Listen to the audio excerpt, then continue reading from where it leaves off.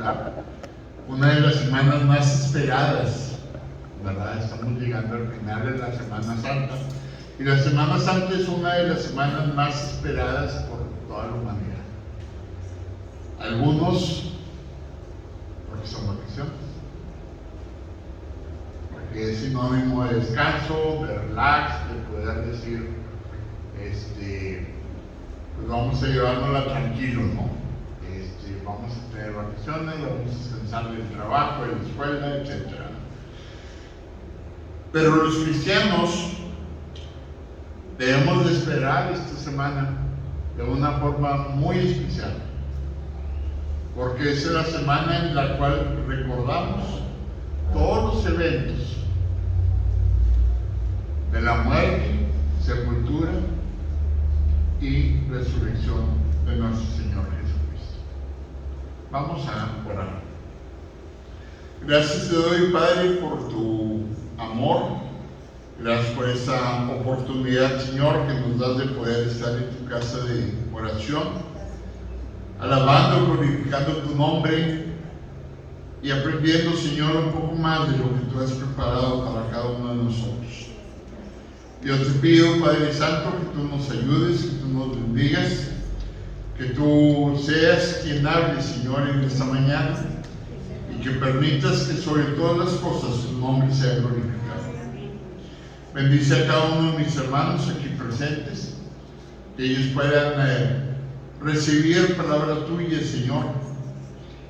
Y bendice a aquellos hermanos que por algún motivo especial no pudieron estar el día de hoy entre nosotros.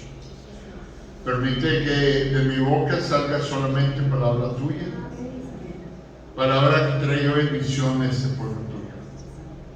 Alabado y glorificado seas, Padre, por siempre. En Cristo Jesús. Amén. Muy bien.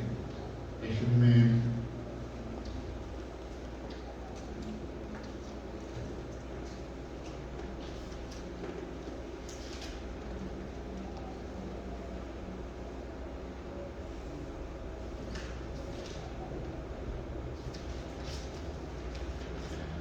Sé que muchos de ustedes están aquí desde tempranito y han de querer, como decía un amigo, cuando vayas a hablar, párate para que te vean, habla para que te escuchen y cállate para que te aplaudan. Y mientras más rápido mejor. No estoy esperando que me aplaudan. Muy bien, decíamos que la Semana Santa, cuando empieza enero, llega enero, o incluso desde diciembre empezamos a ver cuándo va a caer Semana Santa el próximo año, ¿no? Y cuándo caen los días festivos, y cuándo cae el puente, y empezamos a hacer todos nuestros planes, ¿no? Y muchas veces es ¿por qué? Porque es sinónimo de descanso para nosotros. Pero para el cristiano debe ser sinónimo de regocijo. Es una semana ciertamente llena de sufrimiento, llena de dolor, llena de angustia, pero sobrecargada de un gran amor. Y ese amor es el amor de nosotros. Un amor que no podemos entender, que no podemos comprender, y lo mejor que podemos hacer con ese amor es aceptarlo. Es decirle, Señor, gracias. Gracias por tu amor y apropiarnos de ese grande y extraordinario amor de nuestro Dios. El Señor Jesús llega a estos últimos días de su vida con una conciencia totalmente clara de qué tiene que ser y cómo tiene que ser. Y dentro de esa conciencia clara de qué tiene que hacer, para qué vino y cómo hay que hacerlo, no deja de haber cierta incertidumbre y cierta lucha interior por querer evitar este momento. Y eso lo vemos en la oración en el Getsemaní, ¿verdad? Por ahí en Lucas 22, y una de las partes donde nos narra este pasaje que Jesús está orando, Su oración es: Padre, si quieres, aparte de mí esta copa. O sea, este momento de muerte. Pero no se haga mi voluntad, sino la tuya. Ciertamente está en una situación difícil, está en una lucha interna, ¿verdad? Y dice, bueno, si fuera posible no morir, está bien. Pero luego reacciona: Señor, no es mi voluntad, es la tuya. Y en tu voluntad yo vine a esta tierra para morir. Pero vine también para resucitar. Entonces, al final de cuentas, termina siendo una sumisión voluntaria de Jesús al Padre. ¿Por qué? Por amor. Y es así como después de ser crucificado y sepultado un viernes, llegamos al clímax, llegamos al domingo de victoria, llegamos al domingo más sublime y que da inicio y esperanza a la vida del creyente. Cristo vive. Cristo ha resucitado. Y por ese hecho maravilloso que muchas veces olvidamos, ahorita lo tenemos muy presente porque es domingo de resurrección. Pero si permeamos qué pasa en la sociedad, qué pasa en la vida de las iglesias, etcétera, durante todo el año, recordamos más la muerte de Cristo que la resurrección de Cristo. Y parece como que nos gozáramos más en el hecho que murió que en el hecho de que resucitó. Y no estoy menospreciando ninguno de los dos eventos, ya que los dos eventos son indispensables para la vida creyente. Y empezamos desde el haber encarnado, ¿no? Si no nace, no vive, no nos enseña cómo vivir la vida cristiana, no llega el momento de morir por nuestros pecados, pero no llega tampoco el momento de que resucita y vence a la muerte. Y con eso nosotros tenemos esperanza de una vida futura. Tengo para ti, Iglesia Bautista Betel. Tengo para ti, miembro de esta iglesia. Tengo para ti, miembro de alguna otra iglesia. O tengo para ti, como simpatizante de la palabra de Dios, un par de preguntas. Y no espero una respuesta audible, pero sí una reflexión de tu parte. ¿Qué importancia tiene la resurrección de Cristo en tu vida?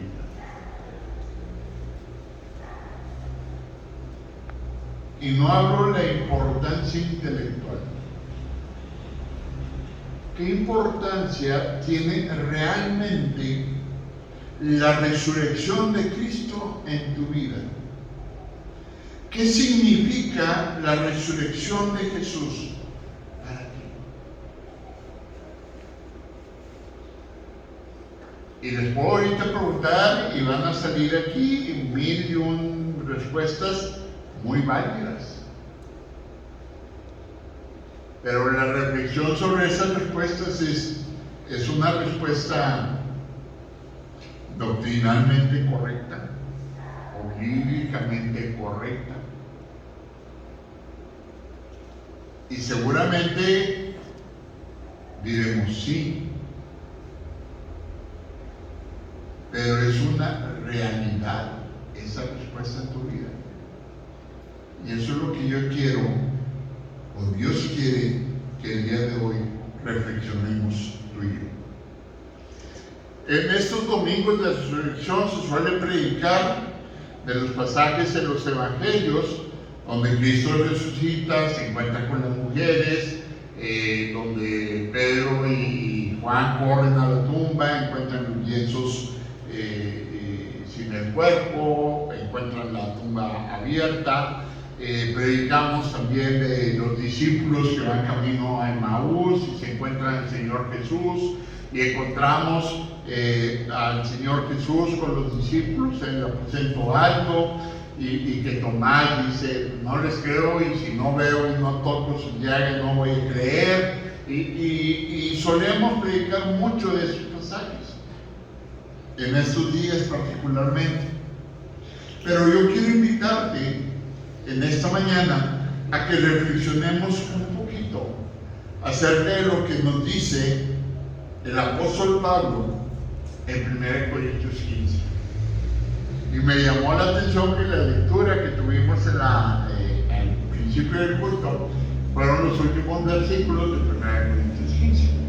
No sé si vieron por ahí el sermón y dijeron: vamos a tomar estos, o Dios acomodó todo, ¿verdad? Entonces, no vamos a llegar hasta ese punto, ¿verdad? Pero bueno, ya leímos los últimos versículos, vamos a leer los primeros versículos, y ya ustedes en su casa lean los versículos intermedios. Todo el capítulo 15 de este pasaje de 1 Corintios es la doctrina de la resurrección de hasta la Z. Entonces, si quieren saber qué creemos los bautistas sobre la resurrección, ahí está ese pasaje, ¿verdad? Ayúdenme por favor leyendo estos pasajes. 1 Corintios 15, del 1 al 4. Si pueden, tengan por ahí abierta su Biblia en este pasaje para poderlo estar haciendo referencia, y después versos del 12 al 17. Yo no las llevo. Ayúdenme por favor por ahí leyendo este pasaje.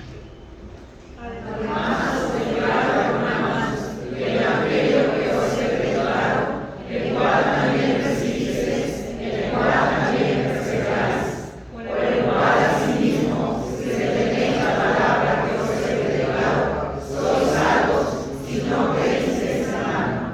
Porque primeramente os he enseñado que asimismo recibí, que Cristo murió por nuestros pecados, conforme a las Escrituras, y que fue sepultado, y que resucitó al tercer día, conforme a las Escrituras. Amén. Ok, seguimos por ahí, versos del 12 en delante. Ahora bien, si Cristo es predicado conforme a resucitado entre los muertos, ¿cómo es que algunos de ustedes dicen que no hay resurrección de los muertos? Porque si no hay resurrección de muertos, tampoco Cristo ha resucitado. Y si Cristo no ha resucitado, vana es nuestra predicación, vana también la fe de ustedes.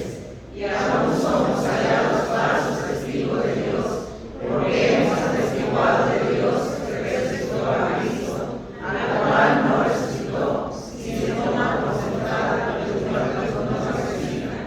Porque si los muertos no resucitan, tampoco Cristo ha resucitado. Y si Cristo no ha resucitado, la fe de ustedes es inútil, todavía están en sus pecados. En tal caso, también los que han dormido en Cristo han perecido. Si solo en esta vida hemos tenido esperanza en Cristo, somos los más miserables de todos los hombres. Amén.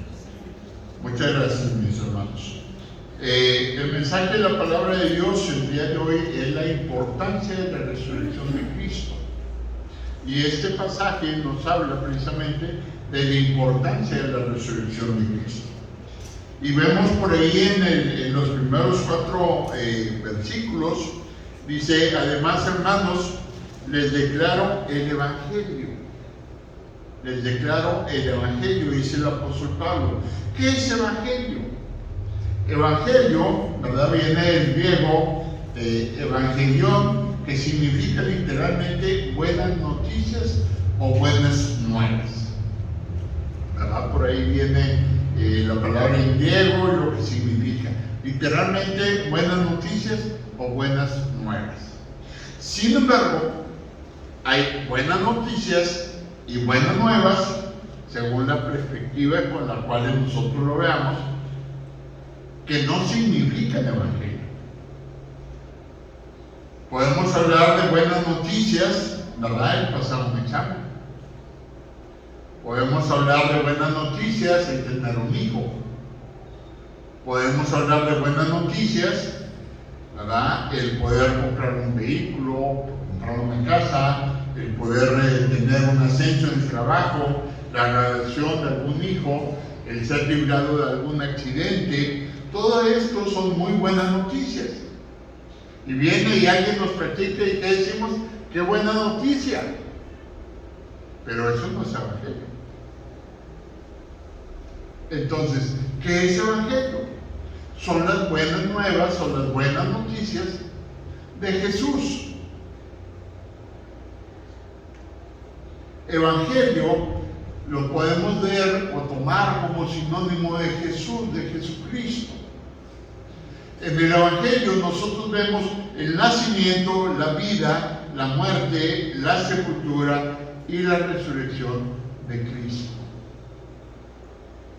¿Qué es Evangelio? El Evangelio, según lo vemos en las Escrituras, y tratando de darle por ahí un sentido que no sea muy complicado, es la proclamación de Jesús en dos sentidos.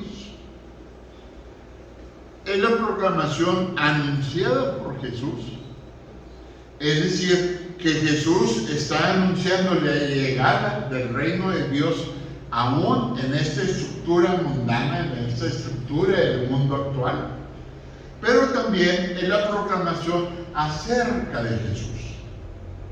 Entonces no es solo la proclamación de Jesús acerca del reino de Dios, sino la proclamación acerca de Jesús. Las buenas nuevas de que en su muerte y resurrección Jesús hizo posible el reino de Dios para ti y para mí. Que en su muerte y resurrección Jesús hizo posible el reino de Dios para nosotros.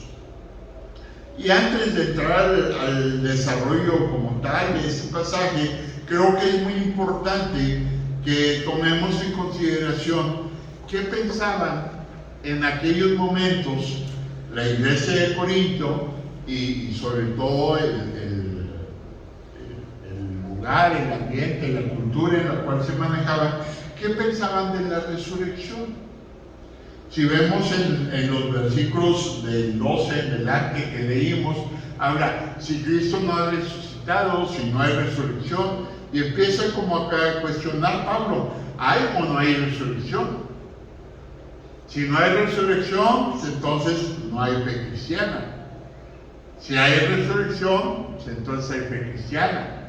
Si no hay resurrección, Cristo no resucitó. Si Cristo no resucitó, tu fe y mi fe son vanas, son inútiles. Y empieza todo ese cuestionamiento de la resurrección. Y nosotros lo vemos a la distancia y decimos, bueno, ¿qué traes? O sea, ¿qué te picó apóstol Pablo? ¿Verdad que habla tanto de la resurrección? Si sabemos que sí hay resurrección. Ah, bueno, pero ¿qué pasaba en aquellos tiempos? Entonces, había varias enseñanzas que se estaban mezclando en aquel tiempo. Primero, los saduceos. ¿Quiénes eran los saduceos? Era un grupo político religioso de los judíos muy fuerte en esa época, pero dentro de sus creencias ellos no creían en la resurrección. Y vivían el chongo con los fariseos, entre muchas otras cosas, porque los fariseos decían si hay resurrección y los saduceos decían no hay resurrección, entre otras cosas. Muy bien, pues entonces los saduceos como tal no creían en la resurrección de los muertos, ¿verdad? Creemos que en la iglesia de Corinto, ¿verdad? O se cree por los estudiosos que en la iglesia de Corinto había un grupo muy fuerte de saduceos convertidos al evangelio o convertidos al cristianismo, pero que no soltaban su enseñanza en Saúl. Sí, sí creo en Cristo, pero no hay resurrección. ¿Cuál era el segundo grupo que había en aquel tiempo? ¿Verdad? Había corrientes filosóficas y religiosas no relacionadas directamente con la iglesia de Corinto, sino con la comunidad, con la influencia de Corinto, que decían que no había resurrección de muertos. Y esa enseñanza permeaba a todo Corinto como ciudad y permeaba toda esa área. Entonces, hay unas corrientes filosóficas, ¿verdad?, culturales, religiosas, que dicen no hay resurrección de muertos. Y en tercer lugar, hay un grupo de falsos maestros que enseñan que no hay resurrección de los muertos. Y hay otros falsos maestros que dicen, sí, sí hay resurrección de los muertos, pero la resurrección es espiritual, no corporal. Entonces, Cristo sí resucitó, pero espiritualmente hablando, no corporalmente hablando. Entonces, todas estas ideas, todas estas enseñanzas falsas hacen que el apóstol Pablo diga, hay que hablar de la resurrección. Y hay que ser tajantes con lo que enseñemos acerca de la resurrección. ¿Cuál es el mensaje del apóstol Pablo acerca de la resurrección? Lo veíamos ahí en los versículos del 1 al 4. Dice, hermanos, les declaro el evangelio que les prediqué y que recibieron, en el cual también están firmes, por el cual también son salvos si lo retienen como yo los he predicado. De otro modo, creyeron en vano. Dice, porque, versículo 3, porque en primer lugar les he enseñado lo que también recibí. Es decir, enseño lo que yo he aprendido. Que Cristo murió por nuestros pecados, conforme a las Escrituras. Que fue sepultado y que resucitó al tercer día, conforme a las Escrituras. Entonces, en estos primeros versículos del 1 al 15, el apóstol Pablo les dice, yo ya les prediqué esto ustedes ya lo aceptaron como enseñanza de parte de Dios, y por esta enseñanza ustedes son salvos. Entonces el mensaje del apóstol Pablo es, Cristo murió por nuestros pecados, Cristo fue sepultado, y Cristo resucitó al tercer día. Y si hiciera falta un colofón, todo esto conforme a las Escrituras. No se lo estoy diciendo porque a mí algo se me ocurrió. Es conforme a lo que enseñan las Escrituras. Las evidencias de la resurrección de Cristo. Lo vemos por ahí en los versículos del 5 al 8, no lo vamos a leer en esta ocasión, pero ahí viene algunas evidencias de la resurrección de Cristo, ¿verdad? En esas evidencias, lo primero que yo quiero dejar claro, hermanos, es que la resurrección de Cristo tiene una característica muy especial. Nadie lo resucitó. No hubo ninguna persona externa, ningún poder externo que resucitara a Cristo. Se resucitó Él a sí mismo. Tenemos ejemplos en la palabra de Dios de personas resucitadas. ¿Pero quién lo resucitó? ¿Algún profeta? ¿Alguno de los apóstoles? ¿Jesús mismo? Obviamente, por el poder de Dios. Pero hay una persona espero que podamos entender esta parte.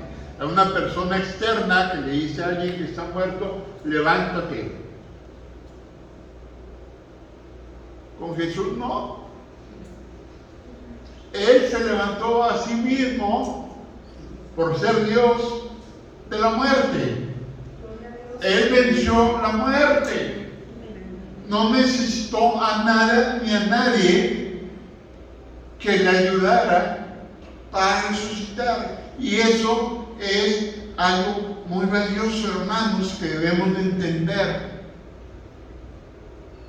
¿Qué dice Pedro en su primer discurso ahí en Pentecostés? Pedro está predicando y está dando testimonio de que ellos, Pedro, los discípulos y muchos de los que están ahí en ese día de Pentecostés, son testigos de la resurrección de Cristo. Hechos 2:32 dice: a este Jesús lo resucitó Dios, de lo cual todos nosotros somos testigos. Entonces está en Jerusalén, está predicando Pedro, y está predicando en un lugar donde está diciendo: esto sucedió hace 2 meses atrás, hace menos de 2 meses. ¿Y saben qué? Le pueden preguntar a quien quiera que esté aquí, y es testigo de que Cristo Jesús. Hay muchos testigos aquí en medio de ustedes de que Cristo resucitó. Y ahí tenemos una lista, no es la misma lista que aparece en 1 Corintios 15, pero es una lista de algunas de las apariciones de Jesús, ¿verdad? Después de haber resucitado. No vamos a leerla toda, ¿verdad? Pero simplemente como lectura, se le apareció a María Magdalena y a las otras mujeres, que fue el domingo de resurrección en la madrugada, ¿verdad? Se le apareció a Pedro un poco más tarde, se le apareció a los discípulos camino de Maús, ya al anochecer de ese día.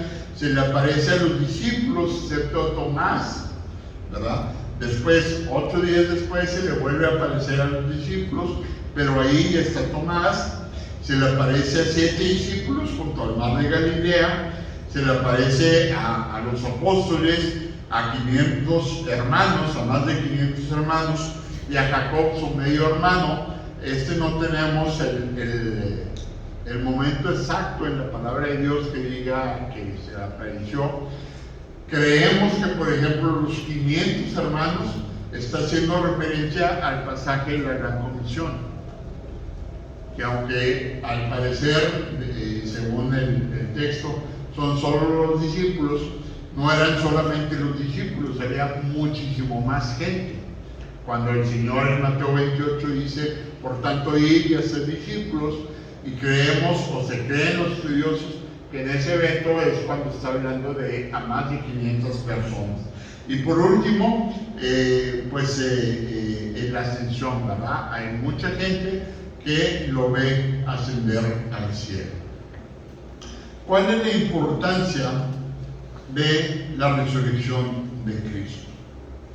Y vamos a ver esta importancia de la resurrección de Cristo apoyados en 1 Corintios 15, versos 14 y 17. Dice: si Cristo no ha resucitado, vana es nuestra predicación, vana también la fe de ustedes. Y si Cristo no ha resucitado, la fe de ustedes es inútil, todavía estarían muertos en sus pecados. El fundamento de nuestra fe como cristianos es la resurrección de Cristo. Ese es el fundamento de nuestra fe cristiana.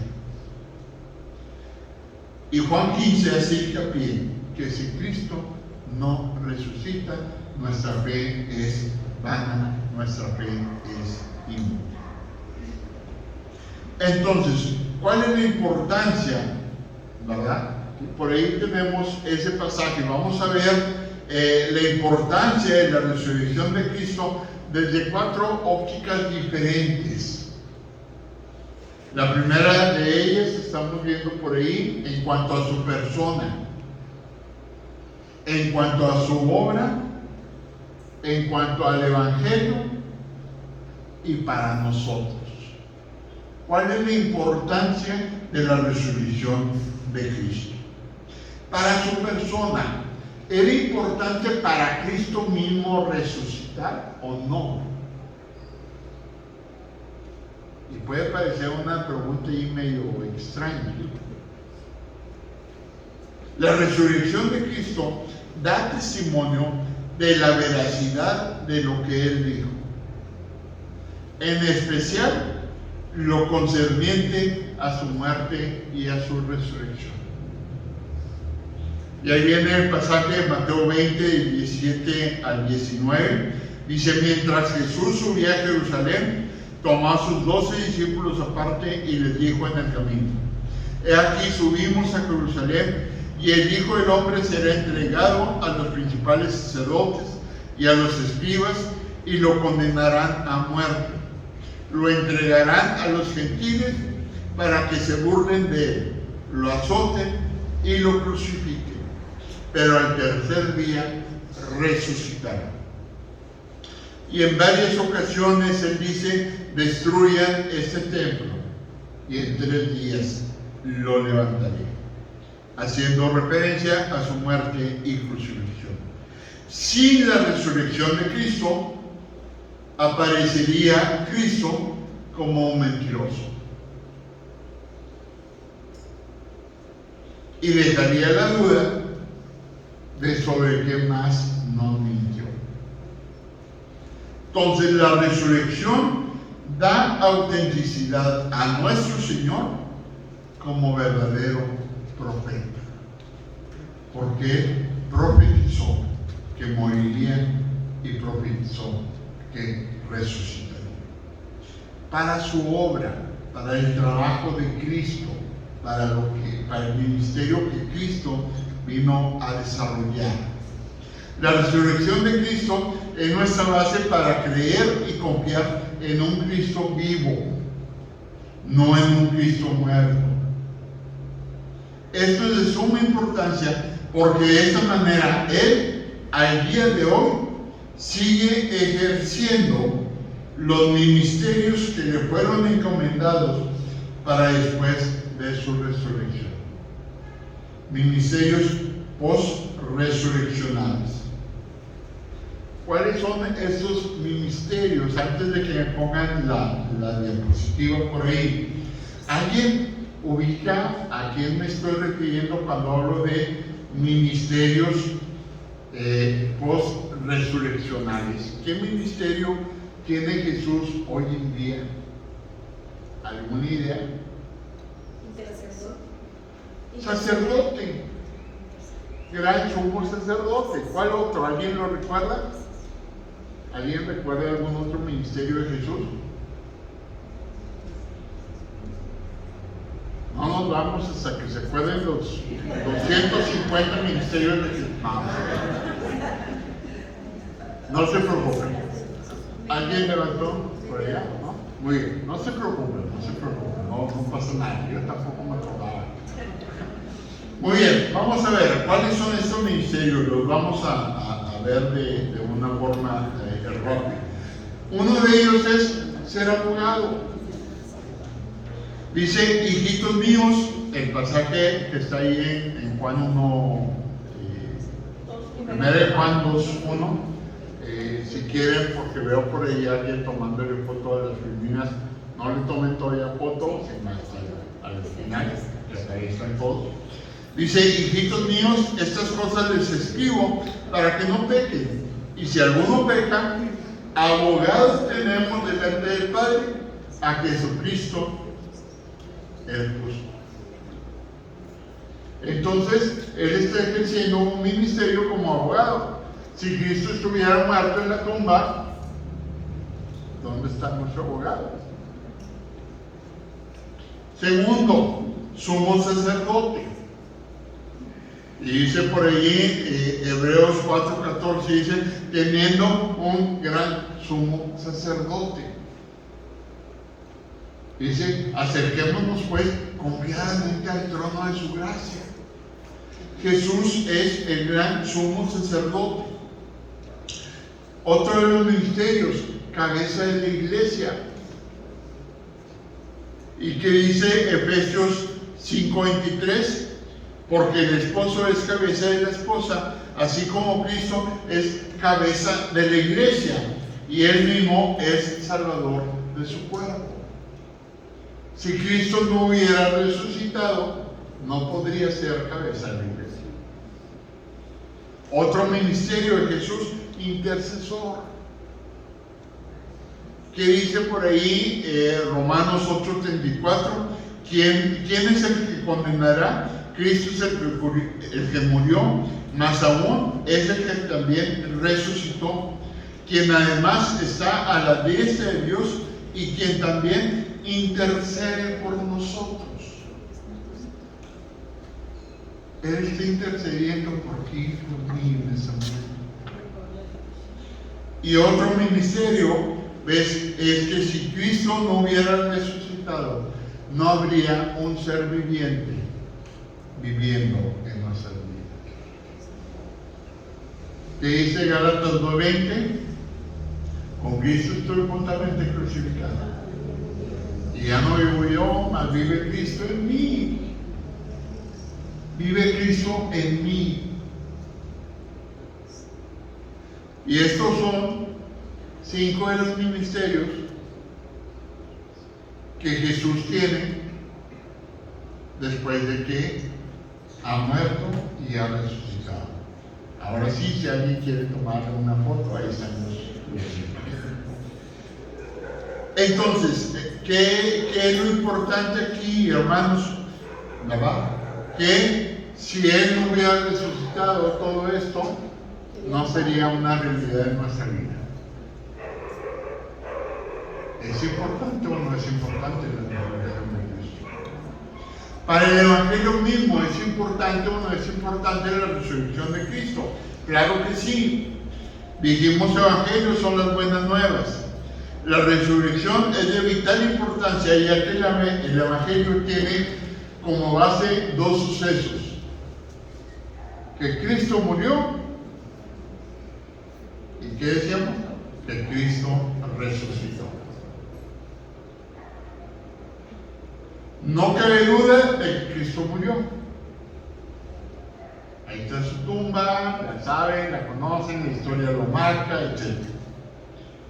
Y tampoco hay duda de que Cristo resucitó, pues fue visto no por uno ni por dos, sino por muchísima gente. Cristo murió por nuestros pecados y resucitó para nuestra justificación. Romanos 4:25 dice que fue entregado por causa de nuestras transgresiones y resucitado por nuestra justificación. Sin la resurrección de Cristo, hermanos, no hay evangelio. Y por último, para nosotros, es importante la resurrección de Cristo para nosotros. Sin la resurrección de Cristo, la fe del creyente estaría muerta. Sin esperanza, y nuestro testimonio sería falso. Seríamos objeto de burla al ser engañados en una falsa esperanza de vida futura. Dice por ahí el verso 19, si tienes abierta tu Biblia, acompáñame, no está aquí en la presentación.